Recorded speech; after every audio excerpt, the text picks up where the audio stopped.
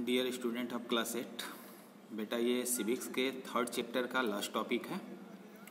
मैंने previous video में आपको जो टॉपिक था क्लियर किया था, ये टॉपिक बचा हुआ था जिसको मैंने इस वीडियो में क्लियर करूँगा।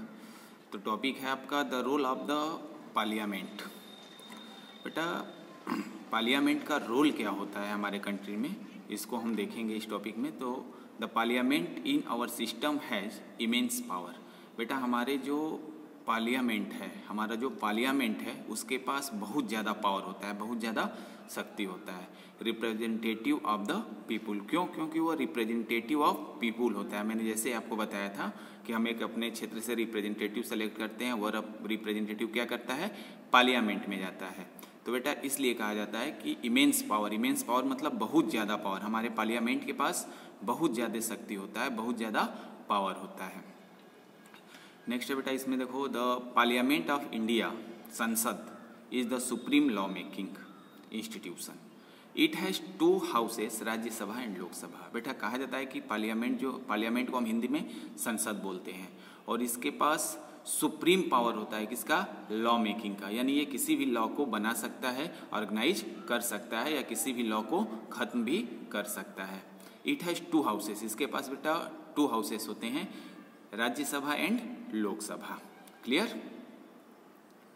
नेक्स्ट बेटा राज्यसभा को बेटा काउंसिल ऑफ स्टेट बोलते हैं। ठीक, राज्यसभा को काउंसिल ऑफ स्टेट बोलते हैं। With a total of 245 members is chaired by the vice president of India.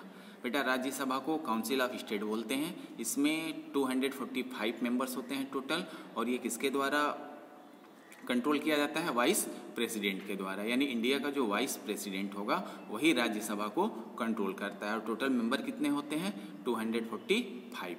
Next बेटा Lok Sabha, house of the people. बेटा लोकसभा को हाउस ऑफ द पीपुल बोलते हैं। Clear? Lok Sabha with total members of 545, और बेटा लोकसभा में टोटल मेंबर्स होते हैं 545। Is presided over by the speaker, और ये किसके द्वारा कंट्रोल किया जाता है या ऑर्गेनाइज किया जाता है, स्पीकर के द्वारा। क्लियर? तो बेटा राज्यसभा को हम क्या बोलते हैं, काउंसिल ऑफ स्टेट बोलते हैं। 245 मेंबर्स होते हैं और प्रेसिडेंट के द्वारा ऑर्गेनाइज किया जाता है।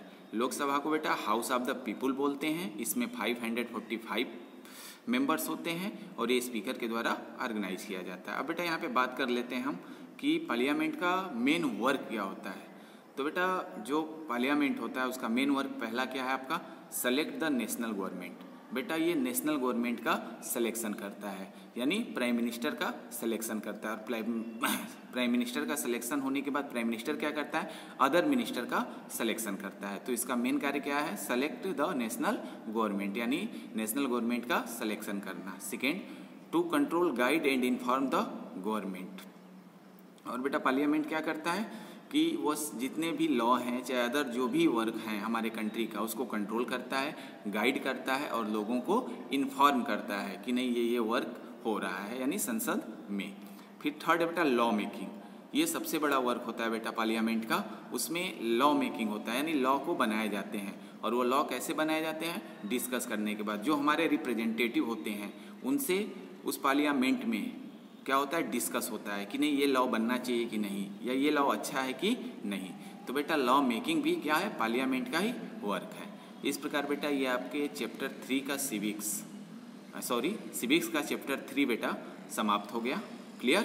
तो बेटा मैंने आप पूरे SST में मैंने 2 चैप्टर ज्योग्राफी खत्म कर दिया, 2 चैप्टर हिस्ट्री खत्म कर दिया और 3 चैप्टर सिविक्स खत्म कर दिया। तो बेटा नेक्स्ट जब आपका टाइम टेबल के अनुसार टर्म आएगा तो मैं हिस्ट्री स्टार्ट करूँगा।